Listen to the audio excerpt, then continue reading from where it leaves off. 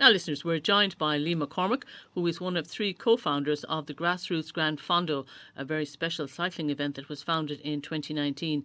Thanks for joining us, Lee. This is quite a title. What is happening in this grassroots Gran Fondo? So I suppose the best thing to do is kind of explain what the grassroots Gran Fondo is. So it's basically a cycling sportif, which is going to be taking in about 165 kilometres of local boreen roads. So it all takes place within about a 20 km radius of Tipperary town. Very good. So it's actually roads and boreens. Yes, so it's kind of like all the kind of grass roads, as we call them, that surround the kind of Glenavarlow, East Limerick, which we'll be taking in on the journey through kind of different sectors and KOMs then that we've denoted on the route. Very good. So it's somewhat like the classic races we see. You mentioned there you have a King of the Mountain Rage stage or Queen of the Mountain stage. So it blends a lot of features that we know about cycling, but it has that special twist of having a number of grassroots. Yes, I suppose we kind of took on the look of maybe the kind of more bigger classics like Roubaix or Strade Bianchi, where you would have like sectors of like difficult route during the race that would kind of split up the race. Now this isn't a race, this is just a sportive cycle that you come and enjoy, but I suppose the way we look at it is there's like sectors of I suppose either they're particularly scenic or there's a particular kind of difficulty in cycling through them, and that's what actually kind of makes the sportive. So it's very different than your normal run-in-the-middle cycle. There's, I think, about 140 different turns to navigate. So it is a self-guided with benefits event. Fantastic. So really interesting. And a great opportunity for Tipperary town to host this and let people come and enjoy the town and the hinterland.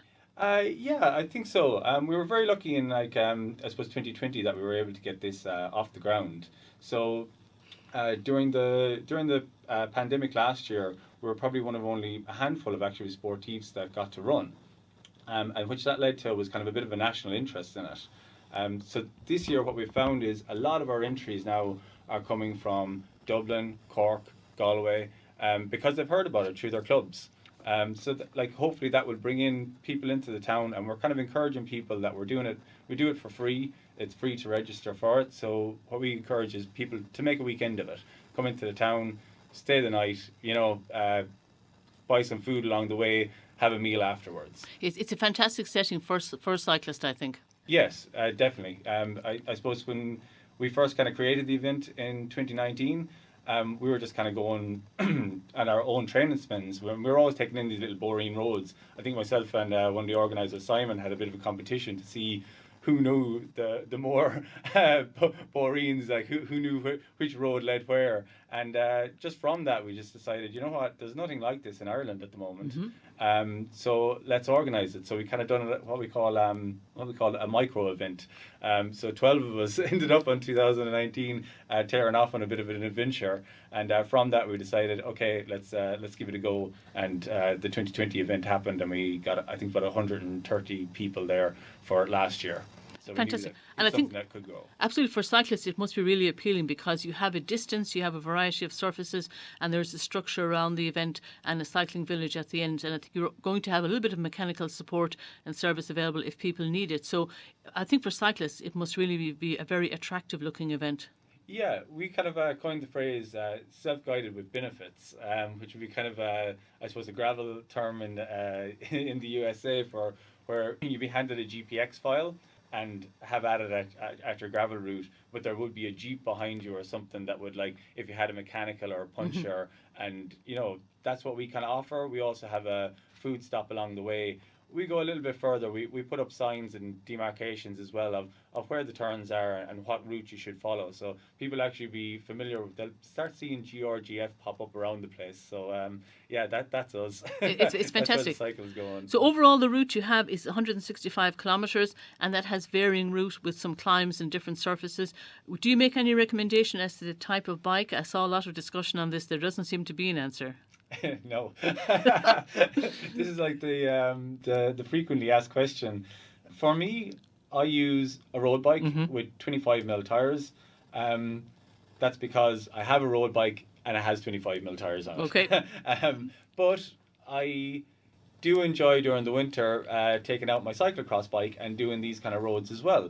So it's kind of 50-50. Like the best way to say it would be, if you have a really good bike that you don't want to take like through a kind of a more of a classics route, then maybe use your cyclocross bike. But It'll be something that will check the skills of the cyclist, will it? yes, definitely, yeah. It's like yeah, again, it's a classic route, so it's based like on the kind of like the Roubaix cobbles. Like you would use a standard road bike on that, or people would go to do Roubaix and they will use a kind of a cyclocross setup. Yes, So it's just individual choice. Yes, we see that sometimes on the footage of the cyclists as they go across cobbles, which must be very interesting to be on a bicycle going across that kind of surface. Do you have any ideas about how fit our participants should be? But generally speaking, a good level of fitness because of the actual amount of KOMs in it. There's quite a lot of climbing, so I think it's like 2,200 meters of climbing in 160k, which is quite a lot. But again, the cycle takes place within 20 kilometers of the town. So we would encourage people to, if it's like your first time to do something like this, come out, give it a lash, see how far you get. And if you want to turn off, you're never more than 20k from home. So, take on what you can take on and come back to the village afterwards and have a coffee and enjoy it. Perfect. So far you've attracted a lot of entrants and sponsors. Can you take more participants? Yes, we have limited entry available for participants, but anybody from the local area, like we won't see them stuck for an entry if they want to come on the bikes and give it a go. Okay, so they need to visit eventmaster.ie to register. They can find that link on your social media page. Yeah, it's up on our Facebook page, and I'll be updating the website as well with it. At the moment, we just have the pre-reg link up, which we've taken down now because we're accepting entries. And there's plenty of time, as you said. The event itself is taking place on the 19th of September. Yeah. The plan then is to create a cycling village at the Cannon Hayes Recreation Centre for the afternoon as the cyclists return. What sort of atmosphere or events will be taking place there? Yeah, so again, from last year, I suppose we were able to do the cycle within the restrictions, but we couldn't really have a finish. So it was kind of like we just finished, people maybe got a coffee, and they went home. And this year, we really wanted to bring the kind of, I suppose, the Gran Fondo experience, the kind of what you'd get in Italy when you'd come back and there'd be a little village set up. There'd be certain stalls with vendors that you can go around and you could look at. There's a little bit of a bike show going on. So this year we've created up in Cannon Hayes, we're going to have a kind of a pop-up village going on. So we're going to have a coffee stall, pizza, Casa Kitchens are coming down, Banja Bakes. And then on the actual bike side of things, we've got JRC Components coming down. They do kind of lightweight components for bicycles. We've got Sigala Cycling, so he's one of our partners for the event, and he has his own travel company where he takes people over to Italy for different Gran Fondos and sportif events. We've got the Bike Place, which is Simon's own brand. So what he does is build vintage Colnagos, and he is going to come on and do kind of little pop-up stand as well. So like, if people are interested in the history of cycling and all, there'll be a lot of vintage bikes there. It's good to come around and have a look. And that Cannon Hayes space looks like a wonderful space for something like this. Absolutely, yeah. It's great to have. It makes actually nearly a great finish line because you can finish under the arch there, and you're straight in then to the pop-up village. So in total, I think there's about 15 stalls confirmed for it. That's terrific, and possibly that might increase a little bit. Yeah, we'll be reaching out to people actually if anybody has like a company or anything that they want to come in and showcase for the day. It's more like a bike show, people will be walking around just waiting for participants to finish, and as people then finish, they can go get a coffee and check out I suppose information on nutrition, physio, coaching, and all the various pieces of equipment. Yeah. The cyclists will head out early in the morning, so they should be coming back to Cannon Hayes in the afternoon. Yeah, we would expect the first rider back by about 2 p.m. Bulk will probably come in around 3 to 4. But as late as 6 o'clock, I'd say we'll be expecting people back. Okay. And in the event itself, I notice it makes good use of technology. The cyclists might be encouraged to use a Strava on their phone to map their progress, or to use a Garmin device to download the route. So we use like .gpx navigation. So we send everybody the file that you can put onto your Garmin computer, which will tell you turn left, turn right, and when actually particularly bad bins are coming up as well, it'll give you a warning. Other than that, you can use a free app called Strava, and Strava again will direct you where to go and how to follow the route. So it's and Strava is kind of like the social media for cyclists. So it's great when it pops up. We've actually got all our sectors and KOMs on Strava. So as you do the route, if you're on Strava, when you log it later, you'll see how fast you went up it and where you place in the rankings. Yeah, it's a great way to get that data afterwards, because it lets everybody kind of just review their performance, or not review maybe from a critical point of view, but just factually, just to kind of get an overview of, was it as they felt or was it as they remembered experiencing it. So it's a great use of technology, and of course hopefully it will mean nobody will get lost out there in those boreens. Hopefully. So I noticed you've got two event ambassadors, Fiona Mangan and Stephen Clancy. Both of them, I've read their profiles. They seem to be really looking forward to another grassroots Gran Fondo around Tipperary. Yeah, I suppose Fiona actually rode the grassroots last year. So she's at the moment with a pro amateur team over in Girona. They are Costa Brava Mediterranean Foods. And she's been over in Ireland this year and actually won the Newcastle West stage race. So she offers kind of like, I suppose, some advice for cyclists in terms of kind of just enjoying it. Make sure you have your spare tubes, tire levers, plenty of water, food, and that's kind of echoed as well with Stephen. Stephen's with Team Nova Nordics, so he's actually a type 1 diabetes cyclist. Who I suppose would have thought that was career ending, and it turned out that it actually fast tracked his career, yes, into the pro ranks. Yes, and it's wonderful to see somebody. He's a great role model there to be able to manage his health and participate and be an athlete at the highest level. Yeah, so we're really hoping that actually Stephen can come over a little bit earlier and maybe give a little bit of a talk as well. It'd be great to have him in and just hear his story. Yes, because he, I think, was saying that he had turned up at a training camp, and because he looked unwell and was losing weight, he was sent for some blood tests, and that's how he got his diagnosis. But at the same time, then he was able to continue. I think that's in 2012, so he's been able to continue. He's been with his career. Yeah.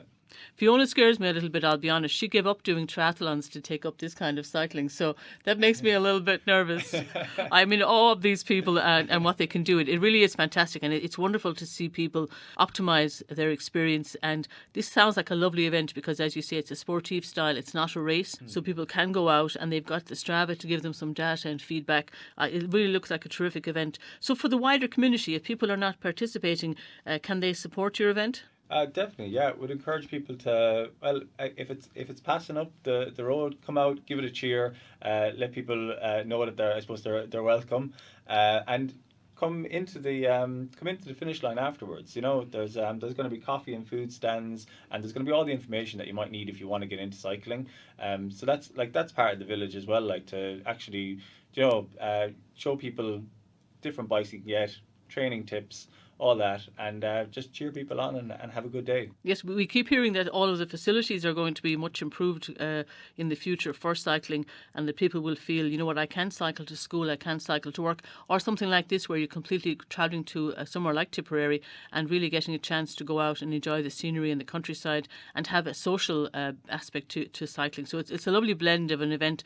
I think it should be a great success for Tipperary town and hopefully well supported. I suppose just to clarify, roads are not going to be closed for this. The cyclists are going out on a route that's 165 kilometres. Yeah. They'll be going out at staggered times in different groups, and they will be on the roads around Tipperary town on that Sunday, the 19th of September. Yeah, so the roads aren't closed. Participants follow the rules of the road. It's mostly taking place on the small kind of grassroots boreen roads, and we're quite lucky that there's an abundance of them around Tipperary. When you actually start to plan a route like this, you're like, oh my God, we could travel everywhere and never cross the main road. It's fantastic, and that's what makes the title of it. It's the grassroots Gran Fondo, and that grassroots is not. It's meaning the grassroots, the surface that they're driving over. Yeah, yeah. So that's the title of it, listeners. You may see the logo GRGF appearing around town, as you say. The signage, Liam, will be appearing around town as well. And you're really encouraging the community to be aware that it's happening. Welcome these visitors to the community. The participants, I think you have over 300 already.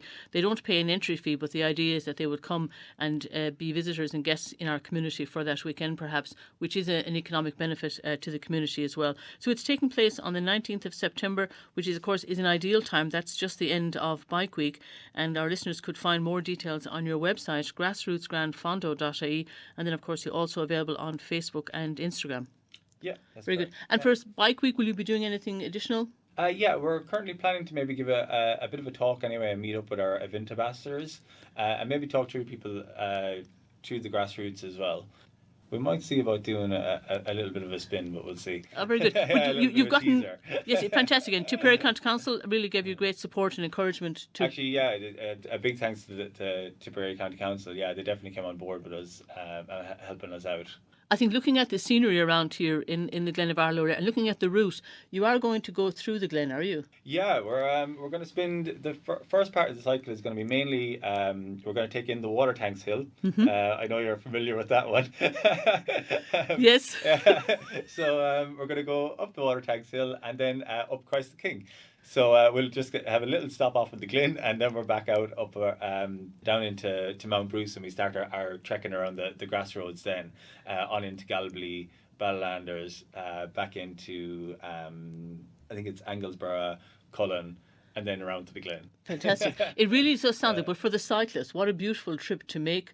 I think it will be terrific. And then that added feature of now we're going down a Boreen. And as you said, you're going to have those demarcations marking out that they know this is the route. You're going down this and it'll come to a point where you're either back on a road or there's another Boreen that you're taking on the route. Yeah. I think it's splitting it up as well into sectors and kind of good signage. It makes it very easy actually to do the 165 because you're not doing 165. You're going from sector to sector and you're looking forward to see what's next because we've rated them from 1-star to 5-star. Okay. So 1-star could be just a particularly scenic piece of road that we decide that that's definitely like worth noting. Yes. And then 5-star, yeah, you could be going up or maybe as we call it the limestone sector, which is at the back of Knockharn, which is particularly tough. Okay. To get a bike across. Very good. So he's giving us a good indication there, but it's 165 kilometres. The starting point will be at the plaza, is that correct? Yes, yeah. So they'll start off at the plaza and it's on Sunday morning, the 19th of September. And listeners, really, this looks like a wonderful thing for Tipperary Town. You can find full details on their website, Grassroots Gran Fondo. It's Fondo. What does Fondo mean? What does that mean, a Gran Fondo? So a Gran Fondo is Italian for a big ride. It's anything over about 120k. That's a mass participation event. So it's kind of like a marathon on bikes. So it's very inclusive. Yes. You know, everybody can do it. Everybody can just look forward to taking part and maybe getting your time at the end of the day. So it's not so much a race. Like competitive racing with cycling, we've done it now in the group that organise it. And like if you kind of get dropped from the peloton, kind of the end of the day. Yes. So this is about, it's celebrating and enjoying cycling, and it's a great festival for the community as well. And that cycling village will be set up at the Canon Hayes Recreation Centre on the afternoon, which I think is a lovely focal point for people to be able to.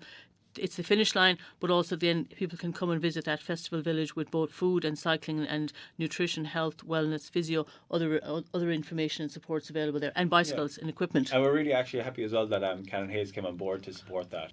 And also would like to thank our team of volunteers and helpers. They're mostly family and friends that get roped into helping this get off the ground because otherwise it wouldn't happen. There's only the three of us that organise it in the main group. So it's definitely, we've got over 40 people that are going to give us help on the day to make sure that the village happens and that everybody is guided safely home. Yes, you can see that it's a huge project because you've got that 165 kilometres, you've got the signage, but also all the promotion and marketing and the arrangements for the village, registration and communication with participants. So congratulations, Liam. It looks like a fantastic event. Wonderful to see that the Canon Hayes Recreation Centre, that space there looks ideal as the finishing area, and really hopefully people in the community will come out and support it and enjoy it. And I think you have over 300 participants, hopefully a few more. But listeners, that event is taking place on Sunday the 19th of September, so you will see a lot of cyclists around town that weekend. Hopefully you can find full details on their website, grassrootsgranfondo.ie. That's grassroots GRANFONDO.ie, and they also have a Facebook page and Instagram page where you can keep up to date on their events. Congratulations, Liam, and hopefully we'll talk to you again before the event on September 19th. Great. Thanks very much for having us. You're very welcome. Thank you.